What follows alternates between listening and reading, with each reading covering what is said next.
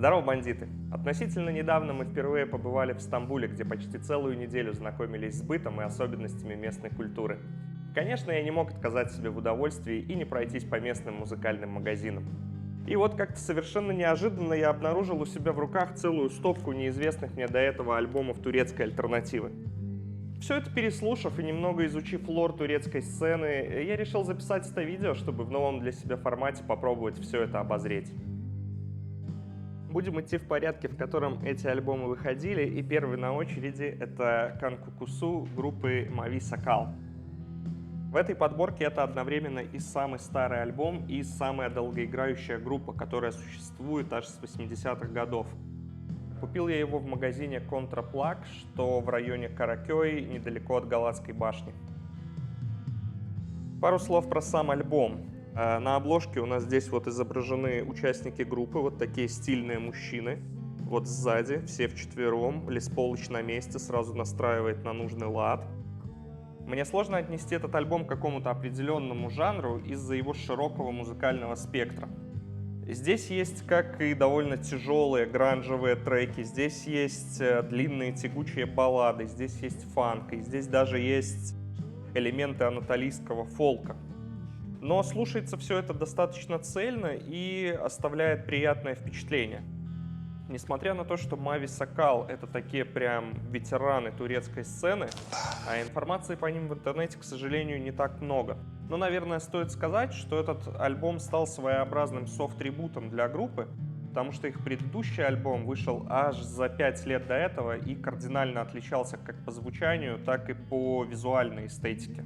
Вот тут я выведу обложку предыдущего альбома, и она выглядит так, как будто ее записал не турецкий хард-рок коллектив, а какое-то советское ВИА.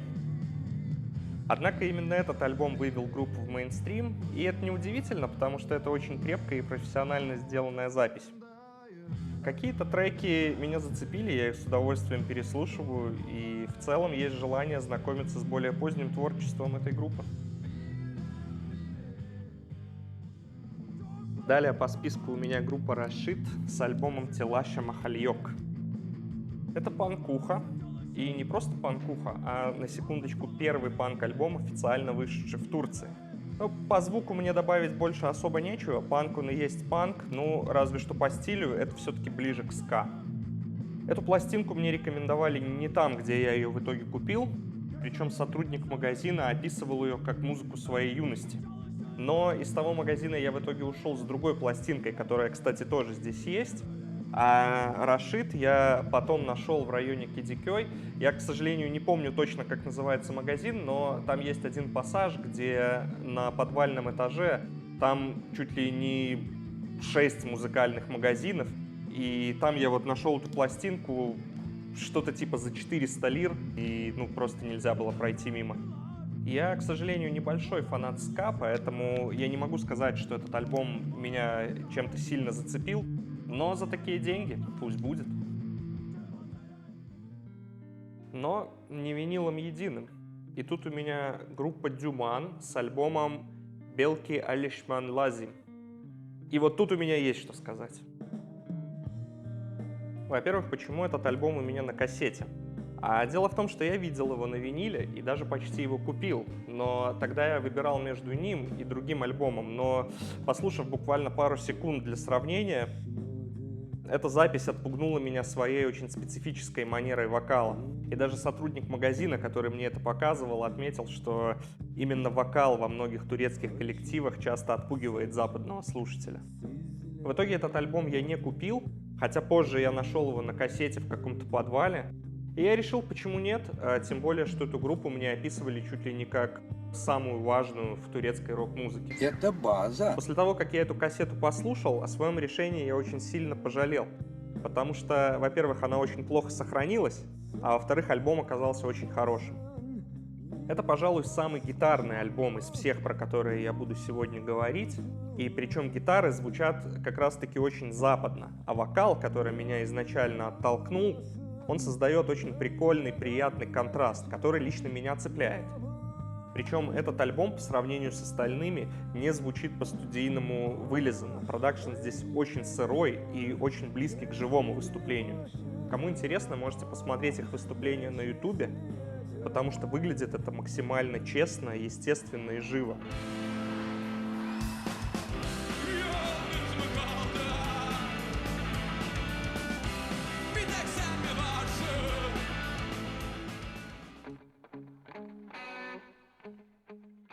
Кстати, там же в комментариях я немножко погрузился в лор этой группы. И да, в общем, выяснилось, что там все достаточно трагично. Там есть очень глубокая личная история у фронтмена группы. И это очень сильно чувствуется в музыке и особенно в тех самых злочастных вокальных партиях. В целом я теперь понимаю, почему эта группа супер популярна в Турции. И если вы хотите познакомиться с турецкой альтернативой, то вот этот альбом — это, наверное, идеальная точка входа, на мой взгляд. Дальше у меня пластинка, которая в моменте смогла победить Дюман, и это группа Mor ve Ötesi с альбомом Dünya Yalan Söylüyor. Этот коллектив, вот они на обложке, смотрят на вас осуждающе, по своей величине на турецкой сцене, пожалуй, соизмерим с тем же Дюманом. База. Хотя это, наверное, самая хорошо задокументированная группа из тех, которые у меня здесь есть. И именно этот альбом стал их билетом в мейнстрим и на большую сцену. Хотя до этого они делали такое больше инди-музло. А еще эта группа известна тем, что в свое время представляла Турцию на Евровидении.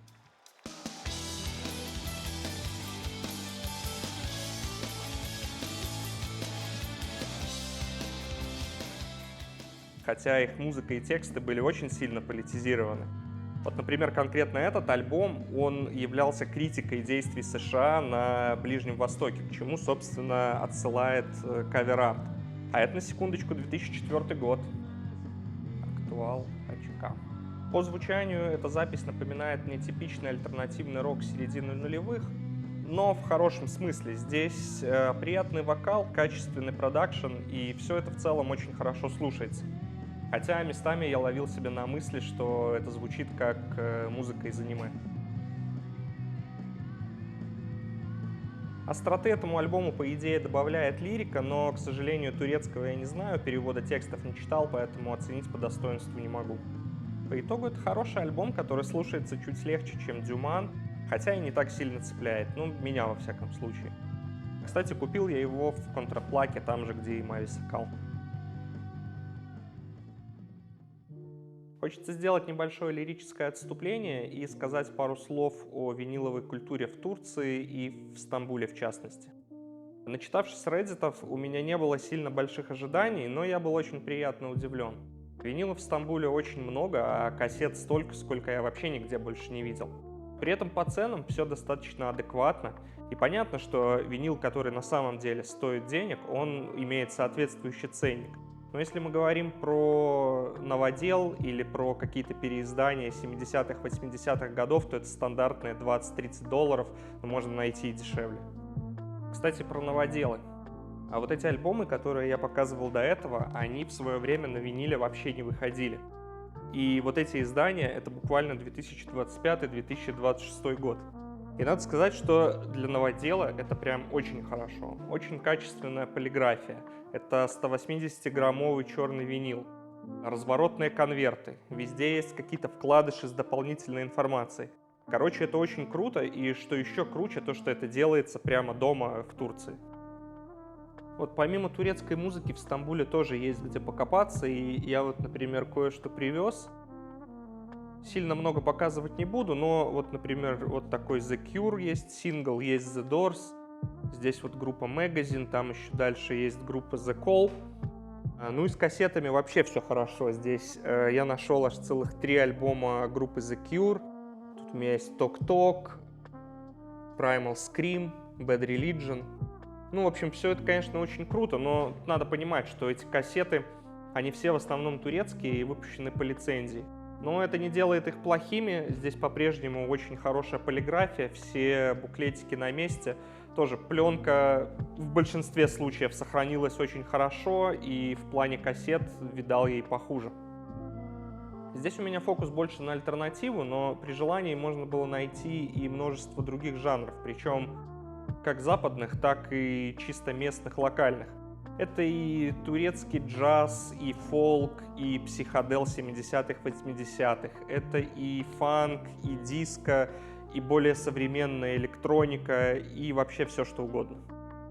Поэтому, если вы, как и я, любите музыку на физических носителях и будете в Стамбуле, то вам 100% будет на что посмотреть и где разгуляться. Однако возвращаемся на территорию турецкого рока и, прыгнув почти на 10 лет, попадаем на территорию Индии. Здесь информации у меня совсем немного, поэтому постараюсь рассказать кратко и больше по своим впечатлениям. Начну я с дебютного 4-трекового EP группы Ponza, который называется Free Kids. Данный коллектив вполне себе можно назвать группой новой турецкой музыкальной волны, и звучит она соответствующе. В своей музыке они объединяют шугейзные перегруженные гитары с элементами психоделического рока 60-х, 70-х годов. Все это звучит вполне себе как западная Индия, и лично я практически не слышу здесь родных для группы анатолийских влияний. Это одновременно и плюс, и минус, потому что, с одной стороны, эта музыка мне понятна и знакома, а с другой стороны, в середине десятых было много групп, которые пытались сделать что-то подобное, и я не могу сказать, что у многих что-то из этого получилось. Ну а группу Ponza приятно послушать под настроение, тем более, что впоследствии у ребят вышло несколько полноформатных альбомов. А вот тут у меня уже кое-что поинтереснее, и это альбом Anadolu Lo-Fi электронного коллектива Armageddon Turk. И, как нетрудно догадаться из названия, это сборник лоу-фай битов, и на этом можно было бы и закончить, но что действительно делает этот альбом интересным, так это то, что все мелодии на этой записи взяты из турецкой народной музыки. Единственный минус этого альбома в том, что он очень короткий, а так слушал бы и слушал. Но стоит сказать, что недавно Armageddon Turk выпустили вторую часть, что довольно круто. Кстати, этот и следующий альбом я купил в магазине Mephisto Bookstore and Cafe, что в районе Бешикташ. Вообще это книжный магазин, но у них есть небольшой стенд с виниловыми пластинками, в основном турецкими. И, блин, это очень классная находка. А, да, и забыл сказать, что предыдущий альбом я купил в магазине с названием Outro Music Store, что в районе Кадикёй. И это довольно прикольное место. Они в целом специализируются на современной турецкой музыке, возможно, даже сами ее выпускают. И это даже не столько магазин, сколько полноценное арт-пространство. Еще один альбом, и это уже кое-что очень-очень современное. Исполнительница Нили Пек с альбомом, название которого я даже не буду пытаться произнести. Однако этот альбом мне очень и очень понравился. Это такой инди-поп, при этом в самом лучшем его проявлении. Очень минималистичные аранжировки, интеллигентные инди-гитары, есть элементы электроники, есть элементы турецкого фолка. И в центре всего этого очень необычный деликатный женский вокал. В общем, это очень классный инди-альбом, и любителям жанра, я думаю, точно зайдет.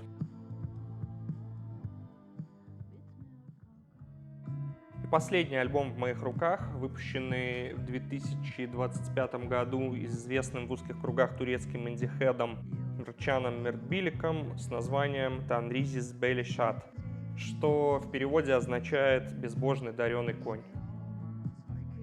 Эту пластинку мне порекомендовали в магазине «Аналог Культур», что в районе Каракой.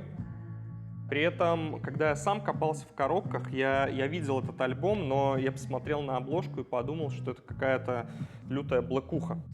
Но потом я обратился к сотруднику магазина, попросил посоветовать мне что-то из современного турецкого инди, и он показал мне этот альбом.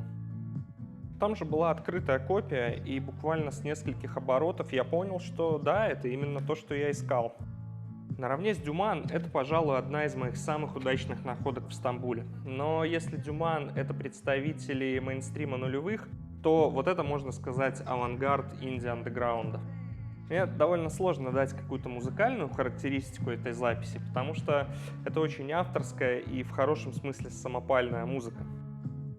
по духу это очень близко к DIY эстетике ранних альбомов Джона Фрусciante, которые он записывал дома на четырехдорожечный магнитофон, хотя звучит это более современно и актуально. В целом я считаю, что это довольно уникальный образец современной турецкой музыки, и я очень рад, что он оказался у меня в коллекции. Ну а такой получился видос. Дописываю я его уже на следующий день, потому что вчера я высадил обе батарейки в камере и уже просто не успевал их перезаряжать. Но получилось прикольно. Посмотрели целых 8 альбомов с 1998 по 2025 год. Я надеюсь, вам было интересно, вы вынесли что-то для себя и, возможно, оставили что-то послушать на потом. Ну, от себя я могу порекомендовать. Первое — это, конечно же, Дюман. Нелипик мне тоже очень понравилось. А если интересно погрузиться во что-то более андеграундное, то стоит обратить внимание вот на этот альбом. Ну а на этом у меня все. Подписывайтесь на мой канал, и, возможно, на нем будут выходить еще видео такого плана. Всем пока!